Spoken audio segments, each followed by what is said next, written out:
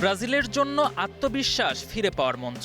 সাম্প্রতিক ফ্রান্সের বিপক্ষে ২-১ গোলের হার তাদের শিবিরে দিয়েছে বড় ধাক্কা। ইনজুরির ছায়া তো আছেই, ছিটকে গেছেন রাফিনিয়া, নেই ওয়েলসি। ভিনিসিয়াস জুনিয়রের অবস্থা নিয়েও ছিল অনিশ্চয়তা, তবে তিনি এখন ফিট হয়ে উঠেছেন বলে আশা করা হচ্ছে। কোচ কার্লো আনচেলত্তির অধীনে সেলেসাওরা ক্রোয়েশিয়ার বিপক্ষে বড় জয় দিয়ে বিশ্বকাপের আগে ছন্দ ফিরিয়ে আনতে মরিয়া। অন্যদিকে আর্জেন্টিনা তুলনামূলক স্বস্তিতে, ইনজুরির সমস্যা প্রায় নেই। লিওনেল মেসি লা বোম্বোনেরাই জাম্বিয়ার বিপক্ষে শুরু থেকেই নামবেন বলে কোচ স্কালোনি নিশ্চিত করেছেন। গত ম্যাচে মৌরিতানিয়ার বিপক্ষে ২-১ গোলের জয়ের পর এটি ২০২৬ বিশ্বকাপের আগে শেষ প্রস্তুতি ম্যাচ। বিশ্ব চ্যাম্পিয়নরা বড় জয় ও দাপট দেখিয়ে আত্মবিশ্বাস আরও চাঙ্গা করতে চাইবেন।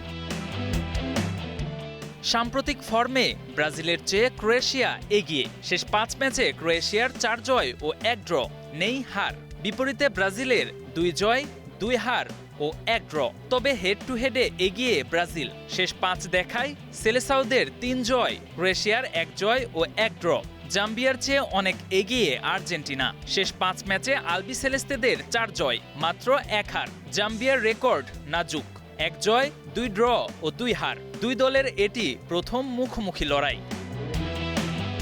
দুই সাউথ আমেরিকান জায়ান্টের চোখ জয়ের দিকে। ব্রাজিল হারের বৃত্ত থেকে বেরিয়ে আসতে চায়, আর আর্জেন্টিনা মাঠে নিজেদের দাপট রেখে বিশ্বকাপের আগে মেসির নেতৃত্বে আরও একবার সবাইকে মনে করিয়ে দিতে চান কেন তারা champion. K M Sony, star news.